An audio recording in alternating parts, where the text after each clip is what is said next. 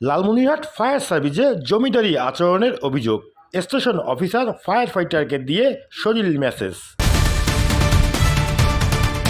সরকারি দপ্তরে ক্ষমতার অপব্যবহারের এক নতুন উদাহরণ সামনে এসেছে।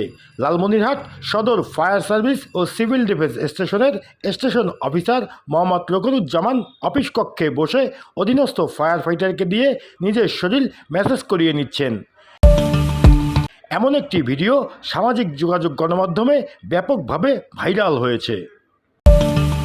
ভিডিওতে দেখা যায় অফিসার রকিনুজ্জামান চেয়ারে আরাম করে বসে আছেন, আর একজন ফায়ার ফাইটার তার কাঁধ ও পিঠে মেসেজ করে দিচ্ছেন। এ যুগের রাজা সরকারি কর্মকর্তা এবং জমিদারি ট্রেলার। একজন সরকারি কর্মকর্তা অধীনস্থ কর্মচারীকে ব্যক্তিগত বা আরামের জন্য ব্যবহার করতে পারেন না। সরকারি কর্মকর্তা কর্মচারী আচরণ বিধি ও সরকারি চাকরি আইন 2018 অনুসারে রকিনুজ্জামান ক্ষমতার অপব্যবহার করেছে।